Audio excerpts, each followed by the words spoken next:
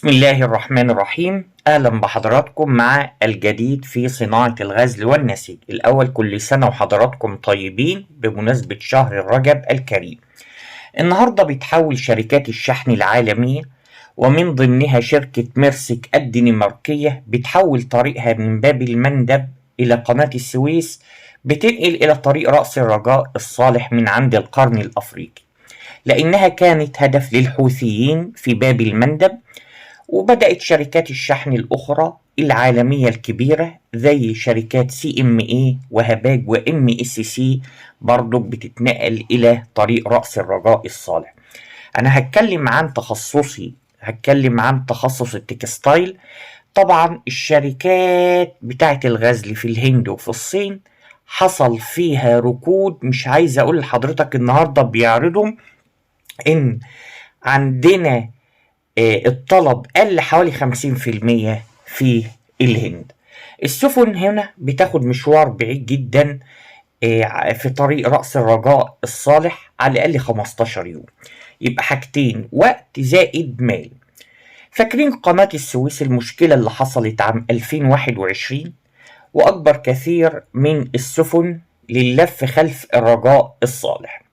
عندنا برضو كمان مشكلة إن قناة بنما حصل فيها جفاف. قناة بنما اللي هي موجودة في أمريكا في القارة الأمريكية، وبدأت السفن بتنزل في الموانئ وبتحط على السكك الحديدية.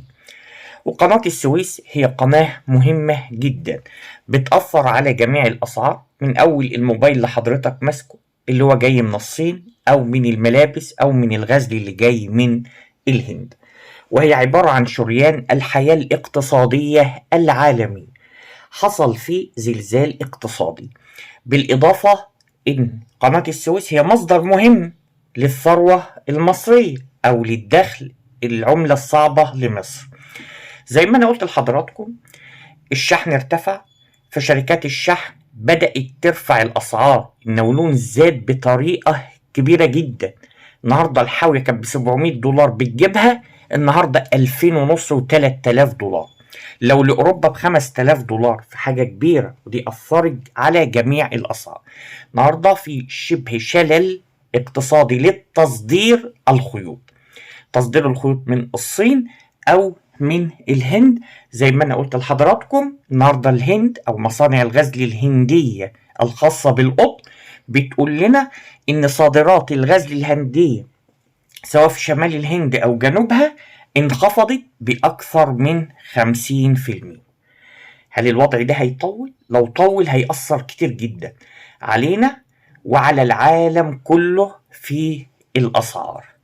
تابعوا معانا ونشوف بإذن الله الجديد في صناعة الغزل والنسيج، وانتظروا إن شاء الله فيديوهات كتيرة جدا عن الأسعار وعن الجديد في الصناعة وعن الجديد في العالم. شكرا والسلام عليكم ورحمة الله وبركاته.